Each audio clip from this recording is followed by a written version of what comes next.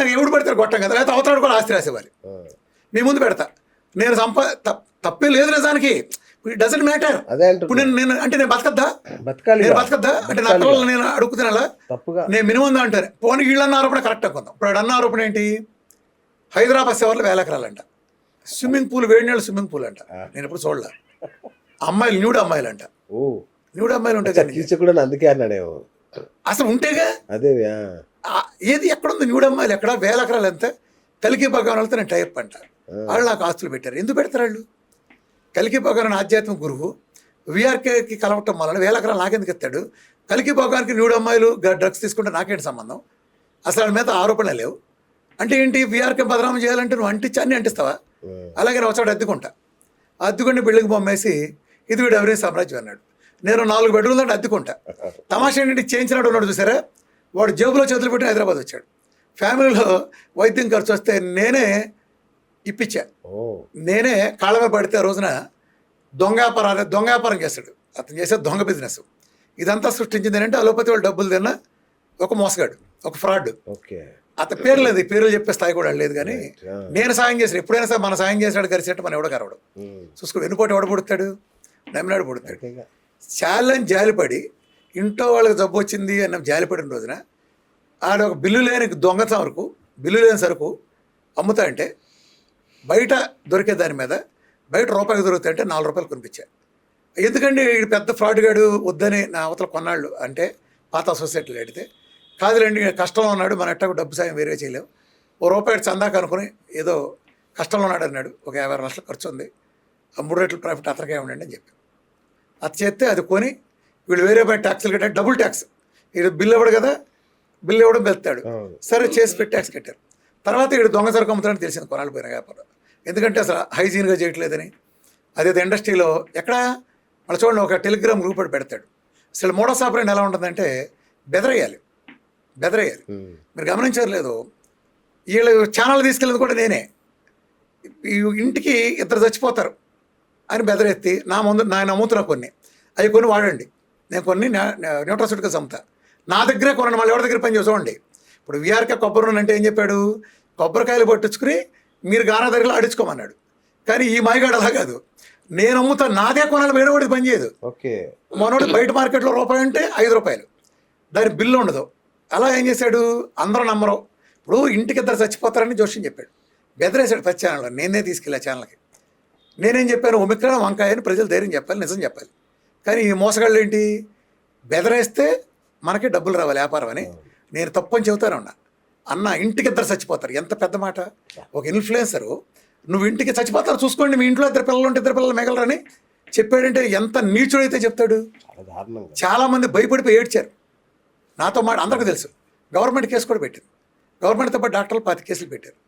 మళ్ళా జాలిపేటలు కేసులు పెడితే హైదరాబాద్ స్టేషన్కి వచ్చి నా డబ్బులు నేనే వచ్చి గవర్నమెంట్ పెట్టిన కేసు కాకుండా మిగిలిన 10 మంది కేసులు రాకుండా నేను పోట్లాడి స్టేషన్ మీద వెళ్ళి నా ఇన్ఫ్లుయెన్స్ అనుకోండి ఏదైనా అనుకోండి నా కాళ్ళ పడితే నేనే చేశాను. ఆ రోజు స్టేట్మెంట్, నా అభిమానులు లక్షల మంది వస్తారు స్టేషన్కి, 50 మంది రాలా. 50 మంది ఎందుకు వస్తారు, ఇట్లా ప్రతి కొట్టంగాడికి వస్తారా? ఇదే హైదరాబాద్లో మీటింగ్ పెడితే 25,000 మంది రికార్డెడ్ మీటింగ్. హైదరాబాద్ చరిత్రలో ఏ రాజకీయ పార్టీ పెట్టి కూర్చోబడింది మీటింగ్. 8 గంటలు మాట్లాడా.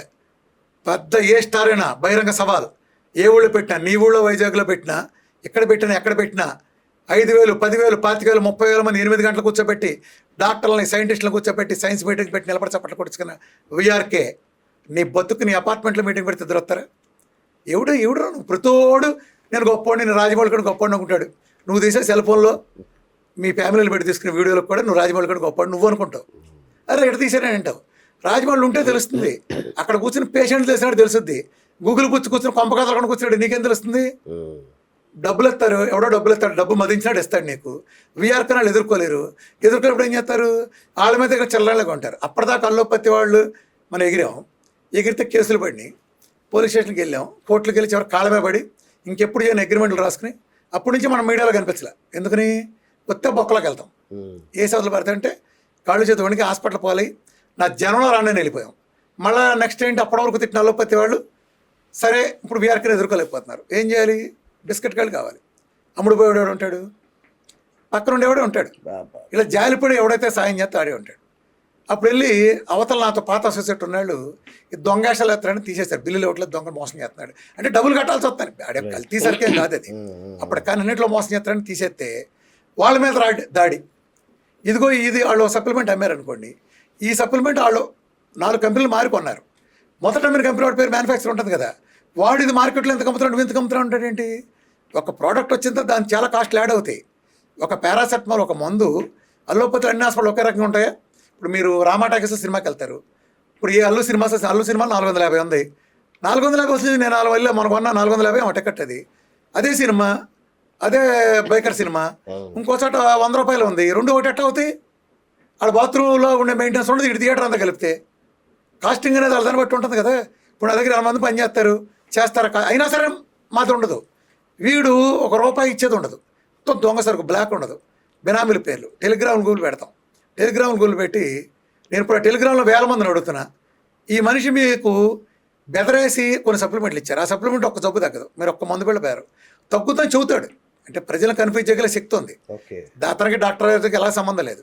చెప్పి ఇది కొనండి జీవితాంతం వాడిని అంటాడు. నేనేం అమ్మలేదో, కొబ్బరిని మీరు పట్టించుకోండి అని చెప్పా. మల్టీవిటామిన్ మంచిది చూసుకొనుకోండి అని చెప్పా. మీరు చేసుకోండి అని చెప్పా పబ్లిక్కి. నా దగ్గరకు వచ్చే క్రానిక్ కాళ్ళు మోసపోకూడదు కాబట్టి నేను సజెస్ట్ చేస్తాను. నా దగ్గర నుంచి వెళ్ళిపోయినాడు ఎవడికి కొన్ని 1 కోటి మంది నా దగ్గరకు వాడితే గట్టిగా 1,00,000 మంది నన్ను కలిసి ఉంటారు అంతే. ఇప్పుడు నా జీవితాన్ని కలిసిన వాళ్ళే, మిగిలిన వాళ్ళకి నాకు సంబంధం లేదు కదా. ప్రజల కింద కామెంట్లో పెట్టండి నన్ను కలవకుండా చేసిన వాళ్ళంతా. నేను మీటింగ్ పెడితే 25,000 మంది వచ్చారు, అసలు ఏం లేదుగా. ఏదైనా ఎందుకు ఉంటుంది నాకు? ఎందుకు ఉంటుంది? ఉంటే నా బ్యాంక్ అకౌంట్లో ఉండాలి, ఆస్తులు ఉండాలిగా, ఆస్తుల సవాలు కూడా ఇసిరేగా చూపించాలిగా. నువ్వు చెబుతావా ₹1 ట్యాక్స్ కట్టవు. ఇతని వెర్షన్ ఏంటి? మనం కనుక ఇది ఇస్తే ఇన్కమ్ ట్యాక్స్ కట్టాలి. చూడండి, అతను టెలిగ్రామ్ గ్రూపులు నమ్మే గొర్రెలు కొని ఉంటాయి కదా, అలోపతి నమ్మే గొర్రెలు కొని ఉంటాయి. ఇతను ఏం సాధించాడు? షుగర్ దగ్గర ఇతను మాటలని కరోనాలో బోర్డు మంది చచ్చిపోయారు. నేను స్వయంగా ఇటువంటి బోర్డు సలహాలు పాటించి ఇద్దరికి సలహా చెబితే, ఇద్దరు అట్లా గుంటూరులో ఒకళ్ళు, విజయవాడలో ఒకళ్ళు, సేమ్ ప్రోటోకాల్. కరోనా రిస్క్ చేసి మరి వీళ్ళు చెప్పినవన్నీ పట్టుకెళ్ళితే ఇద్దరు చచ్చిపోయారు. ఇద్దరేంటి అసలు అందరూ. ఇడికి అజ్ఞానంగాడు ఒకడు ఉన్నాడు, గొట్టంగాడు, ఓ పావులగాడు ఒకడు. ఆడు ఎంతమంది చంపాడో తెలియదు కరోనా టైంలో వాడు అజ్ఞానంతో. వాడు కూడా తిట్టంగా వీళ్ళిద్దరు మోడల్ సాపరండి ఏంటి? అల్లోపతిలో నా కొడుకులు నా కొడుకులు తిట్టాలి. ఇప్పుడు విఆర్కే విమర్శించింది వ్యవస్థనే. విఆర్కే విమర్శించాడు, మీరు డయాబెటీస్ తగ్గదంటారు, బీపీ తగ్గదంటారు, గ్యాంగ్రీన్. ఇదిగో విఆర్కే ఇలా తగ్గించాడు, మీరు తగ్గిస్తే 2 కోట్లు ఇస్తాను, నేను తగ్గించాను మీరు తగ్గించండి అన్న. ఈ చవట అర్థం ఏమంటాడు? నేను తగ్గించలేవు నువ్వు తగ్గించలేవు అంటాడు. నెగిటివ్ అడుగుతుంది. నేను తగ్గించింది అక్కడ పెట్టి నువ్వు తగ్గించుదమ్ము ఉంటే నేను తగ్గించింది అని అడిగా, అంతేగాని నేను తగ్గించలేకుండా నువ్వు తగ్గించావని అడగల. ఇప్పుడు ఏం చేయాలి? నన్ను ఎవడో ఛాలెంజ్ చేస్తే, ఇదిగో నేను ఇది తగ్గించా, నువ్వు తగ్గుతామంటే నేను ఛాలెంజ్ తీసుకుంటా. అరే దాని స్పెల్లింగ్ అయితే నేను కొట్టాక షుగర్కి ఏ టెస్ట్ తెలియదు. విఆర్కే డేట్ మన షుగర్ తగ్గితే అలోపతి వాళ్ళు డబ్బులు ఇవ్వగానే సడన్గా విఆర్కే వాళ్ళు విఆర్కే మన షుగర్ తగ్గితే 2 కోట్లు ఇస్తా అన్నాడు. విఆర్కే షుగర్ తగ్గినట్టు మీకు తెలియదా? మిమ్మల్ని అడుగుతారు, మీరు ఎప్పుడు చూడలేదా? విఆర్కే మన షుగర్ తగ్గినట్టు మీకు తెలియదా? ఎవడన్నా తెలుసు. ఎంతమంది షుగర్ తగ్గలేదు విఆర్కే? అసలు తగ్గనట్టు ఎవడు ఉంటాడు? ఒక్కడు కూడా ఉన్నాడు.